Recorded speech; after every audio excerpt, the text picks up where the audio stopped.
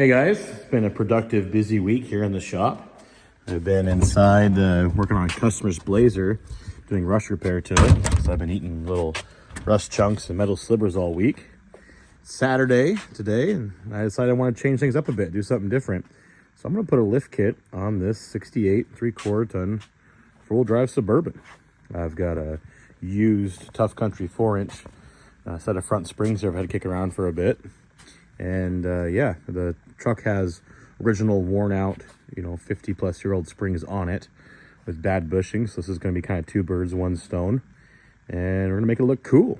And that's what these trucks do when they have a lift kit on. They look cool. So I'll show you guys step-by-step process to putting on a 4-inch lift on this 68 Suburban. A little disclaimer, I bought this thing last fall. With intentions of putting a motor in and getting it back on the road. And that still is the plan. It's just, I found myself with questions on what to do today, and they came up with this. And yeah, make it look cool before making it running and drive, right? That's how we do it around here. Yeah, I got a 350 to go in here. So I'll be getting that cleaned up and nestled in these frame rails here soon. But just thought it didn't hurt today to try to throw some front springs on it and get it jacked up a little bit, make it look cooler. And disclaimer, this thing is she's a crusty old girl. It's got a little bit of rust everywhere. Kind of a beater per se, but it's cool. So of course, brand new, springs would be sweet, but there's nothing wrong with these 4-inch fronts, and it kind of fits the vibe of the truck. Everything on this truck is brand new, and everything is kind of weathered, worn, and rusty. So it's fitting. So 4-inch springs in the front. We're gonna do 4-inch blocks in the back. Again, not ideal, not the best, I know that. Put on dozens of lift kits, but it works. It gets it up there, and people have been doing it for years. So yes, I know, guys, calm down in the comments. I would have put rear springs on it. Yes, I know. If I was made of money, I would have done that too. I'm not, however. I'm made of old rusty trucks, so that's what we're doing here, is we are playing with old rusty trucks, not money. All right, got the thing up in the air in the front. Got the front tires off.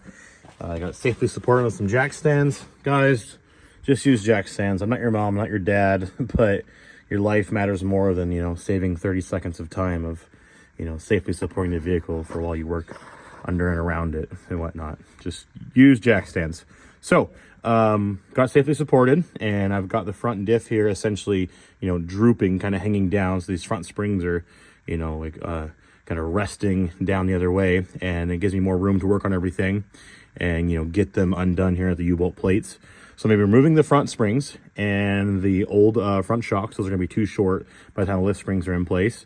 And I'm also gonna be removing the drag link here. We're gonna be replacing the steering arm on this truck for the lift to correct the steering angle by the time the front springs are in. So we're replacing this, but I'm gonna remove this because this is actually worn pretty bad, this joint. It's walking pretty hard. So to get that out of the way, gonna buy a new drag link. I have to get new front shocks. I have those coming, the right new length for the 4-inch springs will be in place. But yeah, so gonna get busy getting all this stuff out of the way. Got my helper here with me today, Scooter the shop dog. All right, so I got the old spring out of the way and removed, and the shock as well as the drag link assembly. So I've got tons of room here to put this new spring in. And what's nice is what you can do is you can leave the other side in sometimes and together, because it'll hold this in place while you put this one spring on this side, and then go to that side next, of course, because the U-bolts are still holding the axle in over there as well as the shock, and it keeps it from hopping around. Sometimes you undo both of them at the same time. The diff wants to fall down, the pinion will dip, and you can have a hard time trying to start the pins on the springs in these spring perches. And so leaving one at a time, and if you're not doing too big of lift springs, sometimes you can leave the one in. As you can see, it's still supported over there, and you can just kind of I can push this down because this is just hanging. There's no jack underneath this side. It's just on that one side over there. So I can push this down, and I can kind of finagle this one spring into place, put the bolts in, and put the U-bolts in, tighten this side up a little bit, and you can switch to the other side then, as this side will hold the axle in place for that side, if that makes any sense. But yeah, one thing that's kind of nice to do too is you can just, depending on how you're leaving the shackles on, or this side or the spring or whatever, is just you leave them on this side, loosen them up, and we'll check your in-frame bushing. And mine is good still on this, so I'm fine there. But I've got this loosened up so I can, you know, spin these shackles around and kind of get them, you know, in place they need to be to, you know, get a start on that rear spring eyelet with the bolt, and just loosen these up, make it easy on yourself. But yeah, okay, let me get the spring in. All right, I got the spring in, as you guys can see. So the eyelet bolts in the front and the rear and the shackle, don't bother tighten those until a guy has the weight of the vehicle back on, you know, the wheels and tires, or, you know, underneath the axle supported fully. So you want the spring to be compressed and even maybe cycled a few times, then tighten those bolts tight. You don't want to tighten them right now as everything's drooped down, because it can put your bushings in a bind and just be, you know, kind of funny. So just, you always want to wait to tighten all that stuff, get it started, you know, get the nuts started and everything, but to really tighten it and torque them down and get them real, you know, tight for good, wait until the vehicle is back on its wheels and tires, and then tighten your eyelets. So okay, so I've got this side in and everything all, you know, started, and I've got these you know, hand tight. So I'm gonna go to the other side and change that spring now. Okay, I got the passenger spring in now too, and I actually got it supported by the jacks, so the weight is on the axle, the weight is on the springs. So I did go ahead and tighten all my shackle bolts and my eyelet bolts. Those are all tight, good to go.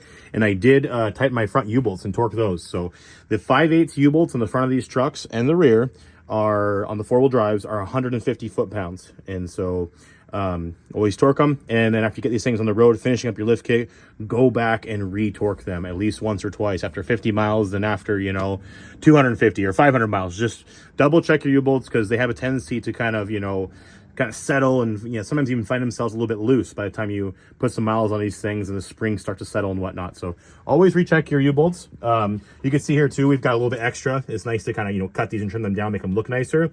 But I always like to wait at least until you get the whole lift kit done, get on level ground, make sure it's sitting level. Sometimes you got to, you know, do little blocks in the back, or, you know, little, you know, add-a-leafs or zero rates in the front to level it out, you know, from the front, and even sometimes small ones side to side. So I like to wait until I have the truck sitting 100%, you know, level, happy with it, then cut those, because if you cut them right away, you might find that you've got to put, you know, a 1/4 inch, you know, or one more little leaf on this side to even it out. Well, you needed those threads that you just cut off, because, you know, of course, adding more spring or more pack there is going to make, you know, use more of this U-bolt. So I like to wait until the thing is for sure sitting level, then cut the U-bolts, make them look nice. And yeah, so all right, so with any luck here, I did start soaking that arm over there. I'm gonna save that for last. I'm gonna move to the rear now and get the rear lift on, show you guys that. Got it soaking in penetrant over there, and with any luck, we'll get it off with not too much effort. So I'm gonna get some wheels and tires on this, go get some lunch, and then come back and attack the back.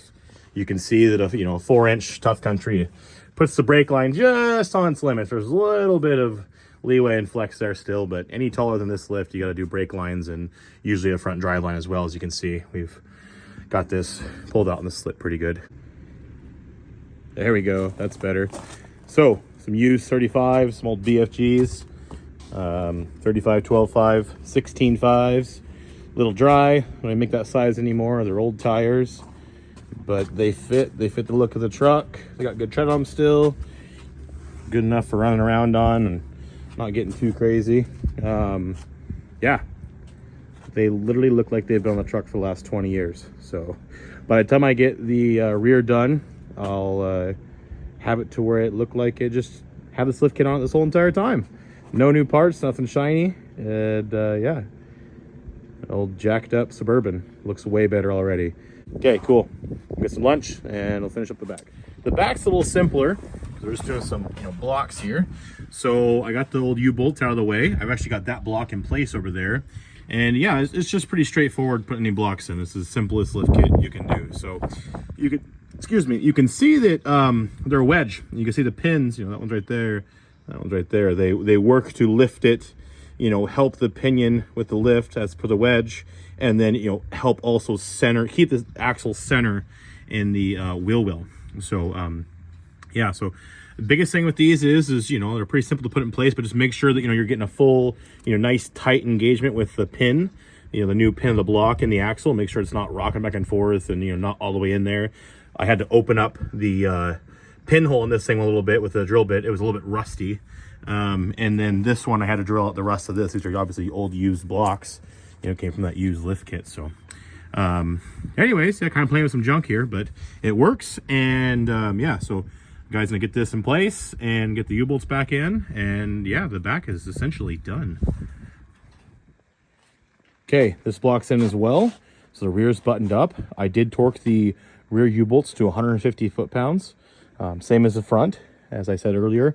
Now, I always like to, you know, you heard me talk about being religious with retorquing the fronts, and you know, all of them, no matter what, but really you want to retorque the any axle that has a, you know, a loose block in it. So any rear axle, you got blocks in the back, you really want to check those U-bolts and retorque them, because, you know, you've got not just two things, you know, a spring and an axle find themselves, you know, nestled and whatnot. You've got three things. And so, you know, two different mating surfaces in between the spring and the block, in between the block and the axle. And so, you know, I like to kind of work themselves, you know, kind of happy, and in turn, the U-bolts can be a little bit loose after driving around for a bit. So again, just retorque. Always retorque your U-bolts until you feel comfortable that they're not going to be loose anymore. So good practice. The first time you ever drive one down the road and U-bolts are loose will make you always remember to retorque your U-bolts. So, okay, I'm gonna get this jacked up, get the wheel and tire on, and start picking some tools up. All right, so there we have it. 1968 Suburban K20 with a new to it 4-inch lift. I love, well, let's just say that my favorite thing to do to these trucks is put lift kits, or, you know, put a drop kit on a two-wheel drive.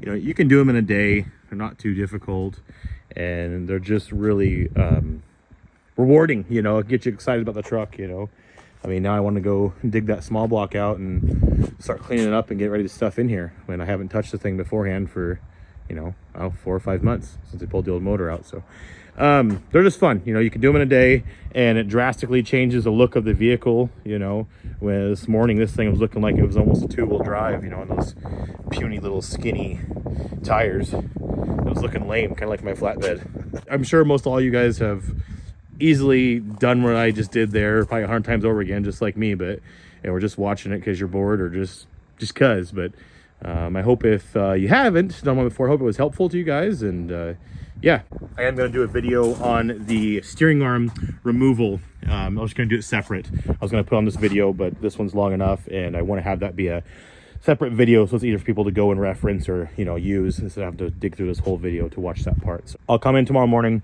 and pull the wheel and tire back off, and I'll do my ritual that I've come up with to help get those off, and show you guys the method I've come up with after playing with these for so many years. So we'll do a Dana 44 steering arm removal video next tomorrow.